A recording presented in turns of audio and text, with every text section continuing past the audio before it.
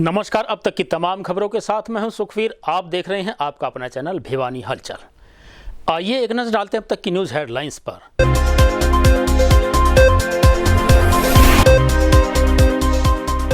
सोमवार को 24 corona positive हुए ठीक, आए 3 नए कोरोना पॉजिटिव।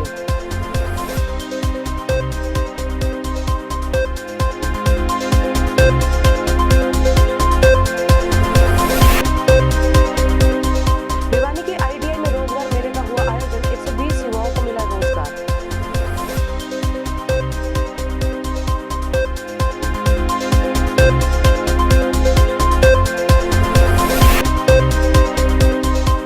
भिवानी अनाज मंडी से गांव दिनों के किसान से छीने 30,000 रुपए, पुलिस पहुंची मौके पर।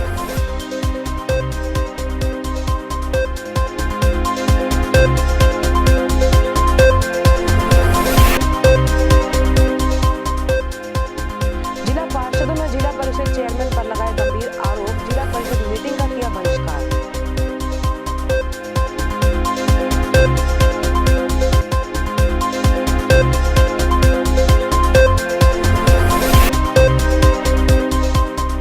ठंड से सब्जियों में हुआ भारी नुकसान, किसान हुए चिंतित।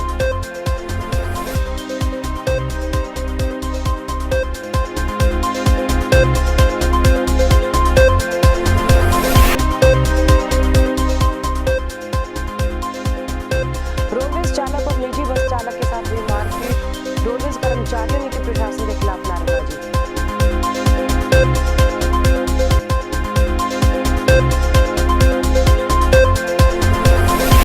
और अब खबरें विस्तार से। सोमवार को भिवानी में 24 कोरोना के केस ठीक होने के बाद ठीक होने वालों की संख्या 5,942 हो गई है। इस बारे में जानकारी प्रदान करते हुए सीएमओ डॉक्टर सपना गहलोत ने बताया कि सोमवार को 3 नए कोरोना के केस मिलने के बाद एक्टिव केसेज की संख्या 76 हो गई है। सोमवार को आईटीआई भिवानी में 1 दिवसीय रोजगार मेले का आयोजन किया गया। इस अवसर पर विभिन्न पदों के लिए 120 युवाओं को चयनित किया गया। वहीं इस बारे में जिला रोजगार अधिकारी डॉक्टर कविता ग्रेवाल ने बताया कि उनके विभाग द्वारा अलग अलग पदों के लिए युवाओं का चयन किया गया है। युवाओं को रोजगार देने के उद्देश्य से भिवानी के इंडस्ट्रियल ट्रेनिंग इंस्टीट्यूट में 1 दिवसीय रोजगार मेले का आयोजन जिला रोजगार कार्यालय भिवानी द्वारा किया गया। इस रोजगार मेले में 120 युवाओं को रोजगार के साक्षात्कार के बाद चुना गया, जिन्हें ट्रेनिंग के बाद दिल्ली एनसीआर क्षेत्र में विभिन्न प्राइवेट संस्थाओं में नौकरी प्रदान की जाएगी।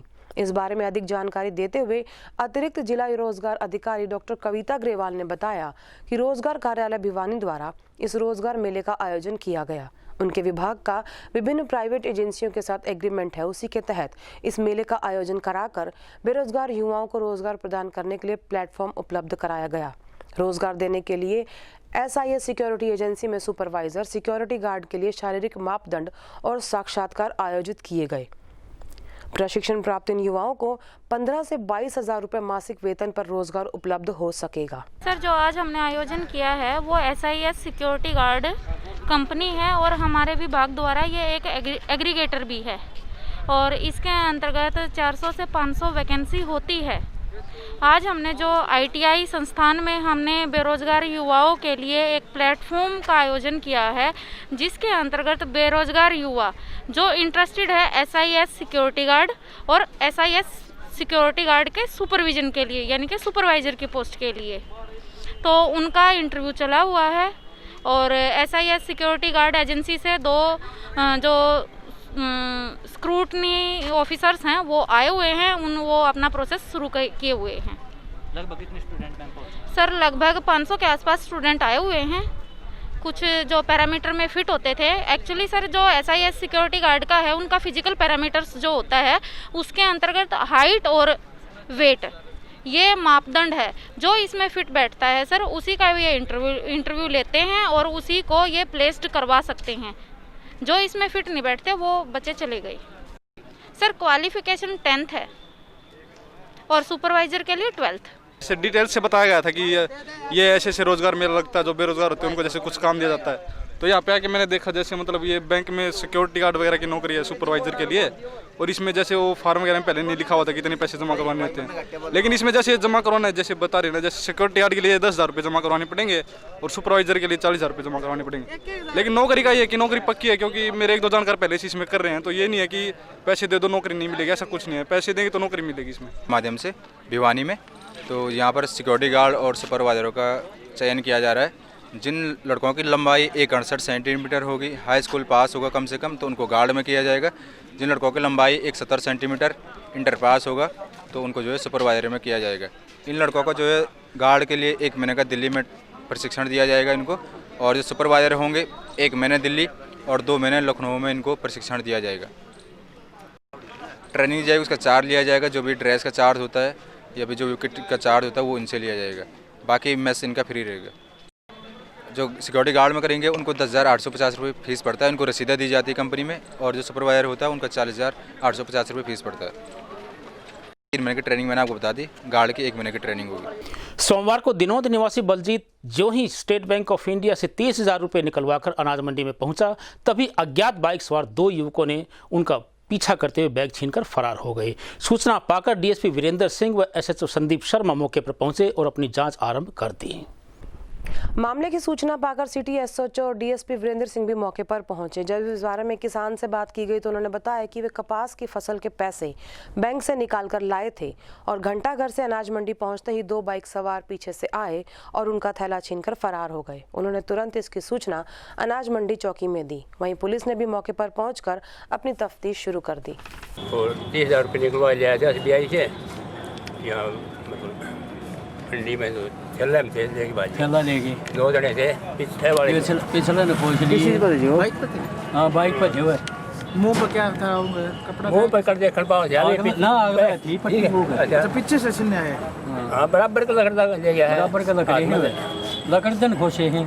तो आपने 30,000 रुपये निकलवाए थे, किस काम के लिए निकलवाए थे? काम तो कहीं ठो काम कपास के पीछे थे, कटवा के ले आए थे और क्या करके। ये कहाँ से की वारदात है? ये मंडी के हैं। अच्छा आप यहीं से पैदल आ रहे थे? हाँ पूरा था आए थे तो जब घुमा आए थे पुल पर तो उतर के पैदल SBI घंटाघर से काम तो 100 कपास के पीछे थे। घर का काम हाथ लग रहा है, घर ही करके रखे के काम हो जाए। तो अनाज मंडी में वारदात हुई?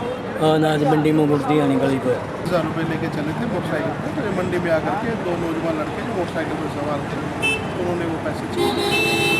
तो सर प्राथमिक जांच में क्या पाया? अभी तो पहुँचे हैं, उनसे मिलेंगे और कंप्लेंट देंगे। उसके बाद जैसे भी सूरत होगा आगामी कार्रवाई की जाएगी। क्या किसी प्रकार से CCTV कैमरे की भी? वो सारा एक इन्वेस्टिगेशन का पार्ट है। सारे CCTV फुटेज जहाँ जहाँ लगे हुए हैं सारे चेक किए जाएंगे। जो भी इन्वेस्टिगेशन में होता है सारे काम होंगे। सोमवार को जिला परिषद कार्यालय में भिवानी विकास को लेकर जिला पार्षदों की बैठक का आयोजन किया गया, लेकिन पार्षदों ने विभिन्न वार्डों में अनदेखी का आरोप लगाते हुए जिला परिषद चेयरमैन के खिलाफ जमकर नारेबाजी की और साथ ही अपने चहेते सरपंचों के लिए ग्रांट देने का आरोप लगाया।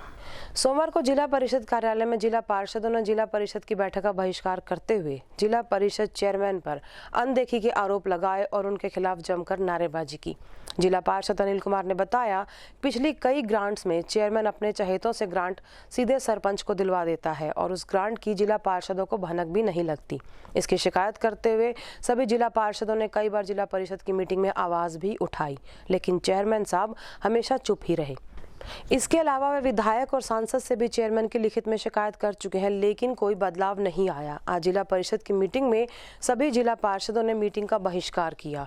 वहीं जब इस बारे में जिला परिषद के चेयरमैन से बातचीत करने की कोशिश की गई तो वे अपने कार्यालय में उपस्थित नहीं थे। हाँ विरोध किया, हमने चेयरमैन के खिलाफ विरोध किया है। जो ग्रांट आई हुई है और साथ में सीओ के साथ खिलाफ भी हमने विरोध किया है। जो ग्रांट हरियाणा सरकार ने हमें दी है जिला परिषद को, वो उसमें पिछली 5 साल से एक धांधली चल रही है।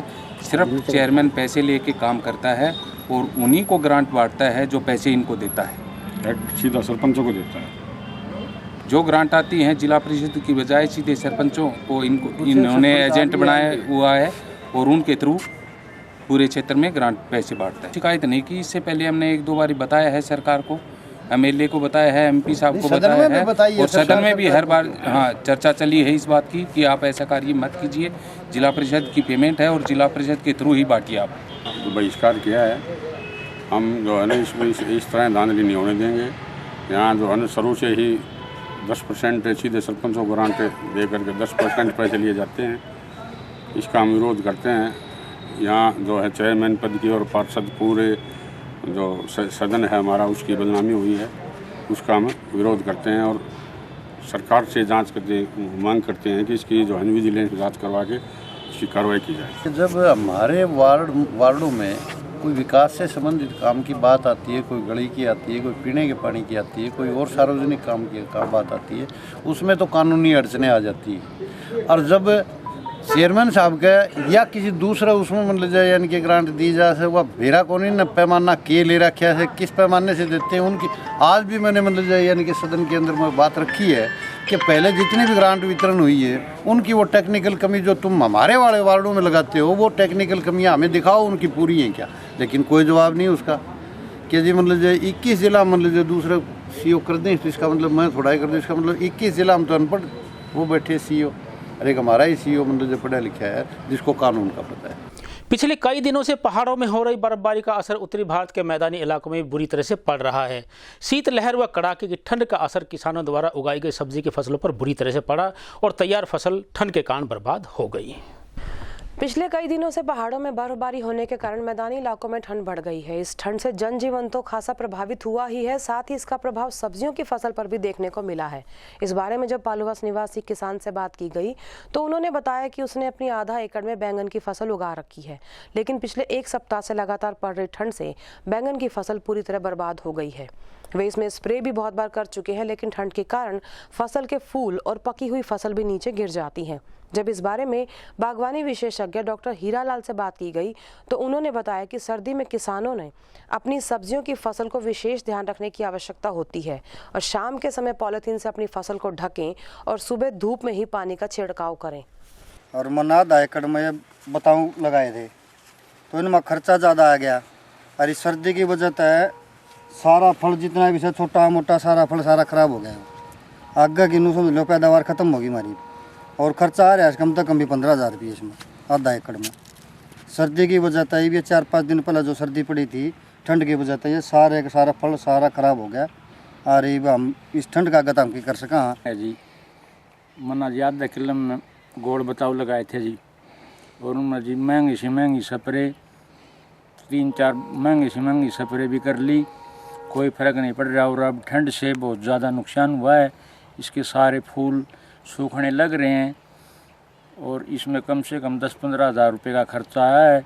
और ये ठंड के आगे हम क्या कर सकते। निवेदन है कि जो आगे आने वाली जो ठंड है, खासकर जो पाले को देखते हुए जब ज़्यादा पाला पड़ेगा तो जो किसान भाई जो फसलें हैं, जो सब्जी की फसलें हैं, उनको है ना शाम को ढक के रखें। तो इसमें हम लो टनल भी यूज़ कर सकते हैं, पॉलीथीन भी यूज़ कर सकते हैं। इससे शाम को ढक दें और सुबह धूप के लिए जब धूप आए तब उनको सुबह हटा दें। और जब रात को जब पाला पड़ने के जिन रातों में ज़्यादा पाला पड़ता है तो उसको अपनी जो फसल है उसको लो टनल वगैरह यानी कि प्लास्टिक जो है जो टनल है उससे ढक दें। तो हमारे जो खासकर जो सब्जियां हैं तो इनमें काफ़ी इससे पाले से बचाव हो सकता है। ज़्यादा कड़ाके की जो ठंड है उससे बचाव हो सकता है जी। ठंड में जो छोटी फसलें हैं जो जिसमें फल नहीं बना है तो उसमें सारी ही सब्जी जो इस सीज़न की जो सब्जियां हैं सभी में तकरीबन पाले का सभी में नुकसान होता है। तो इससे बचाव यही है कि हम हैं इनको इनसे बचाव के लिए यही प्लास्टिक जो टनल है या अपना पॉलीथीन सीट है इसी का कवर किया जाए। 3 कृषि कानूनों को वापस लेने की मांग को लेकर दिल्ली की सीमा पर डटे किसानों का आंदोलन 25वें दिन में प्रवेश कर गया। वहीं आंदोलन के दौरान शहीद हुए किसानों के सम्मान में विभिन्न कर्मचारी संगठनों ने लघु सचिवालय में श्रद्धांजलि सभा का आयोजन किया और उन्हें अपनी श्रद्धांजलि दी। आज देश के सभी जिलों, तहसील और गांव में श्रद्धांजलि सभाएं हो रही है। इसी तर्ज पर भिवानी में भी आज किसान शहीदी दिवस मनाते हुए विभिन्न संगठनों द्वारा आंदोलन के दौरान जान गंवाने वाले किसानों को श्रद्धांजलि दी गई। श्रद्धांजलि सभा कर रहे संगठनों का कहना है कि पिछले 25 दिनों से कड़ाके की ठंड में किसान जो आंदोलन कर रहे हैं उनकी सिर्फ एक ही मांग है कि ये 3 कृषि कानून और बिजली बिल वापस हो, लेकिन सरकार इसकी तरफ कोई ध्यान न देते हुए किसानों पर कड़ा रवैया अपनाए हुए है। उन्होंने कहा कि सरकार SYL का मुद्दा उठाकर किसानों को अपने आंदोलन से गुमराह करना चाहती है, जो कि नहीं होना चाहिए। उन्होंने बताया कि आज पूरे देश में इस आंदोलन में जान गंवाने वाले किसानों को श्रद्धांजलि दी गई है। भिवानी में भी विभिन्न संगठनों द्वारा किसान शहीदी दिवस के रूप में उनको श्रद्धांजलि दी गई। शनिवार को हरियाणा रोडवेज परिचालक व निजी बस संचालकों के बीच हुई मारपीट मामले में किसी भी प्रकार की कार्रवाई नहीं होने के विरोध में रोडवेज कर्मचारियों ने सोमवार को प्रशासन के खिलाफ जमकर नारेबाजी की तथा चक्का जाम करने की चेतावनी भी दे डाली। हमारे कंडक्टर ड्राइवर के साथ मारपीट की है और वो आज तक हॉस्पिटल के अंदर भर्ती है। हम ये कहना चाहते हैं कि आज तक पुलिस प्रशासन ने कोई कार्रवाई नहीं की है। पता नहीं प्रशासन क्यों इतनी ढिलाई बरत रहा है। आज भी हम ये विरोध प्रदर्शन इसलिए कर रहे हैं कि ताकि प्रशासन को चेताया जाए। आने वाले समय में यदि प्रशासन ने कोई कार्रवाई नहीं की तो हम आने वाले समय में रोडवेज का बिल्कुल चक्का जाम करेंगे, जिसकी जिम्मेवारी शासन और प्रशासन की होगी। और अब चलते चलते फिर से एक नज़र आज की न्यूज़ हेडलाइंस पर।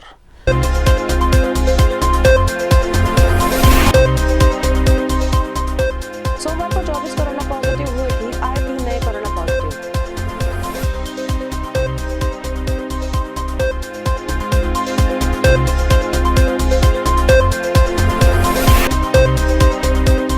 भिवानी के ITI में रोजगार मेले का हुआ आयोजन, 120 युवाओं को मिला रोजगार।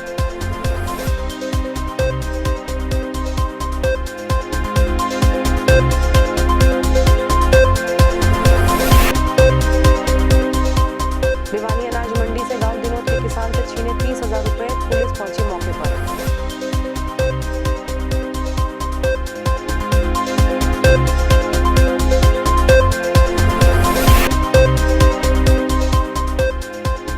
जिला पार्षदों ने जिला परिषद चेयरमैन पर लगाए गंभीर आरोप, जिला परिषद मीटिंग का किया बहिष्कार।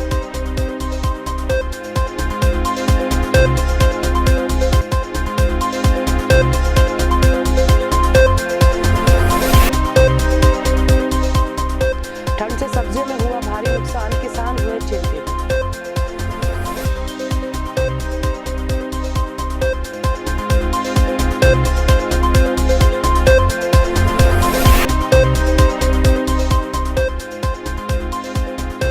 रोडवेज चालक और निजी बस चालक के साथ हुई मारपीट, रोडवेज कर्मचारियों ने की प्रशासन के खिलाफ नारेबाजी।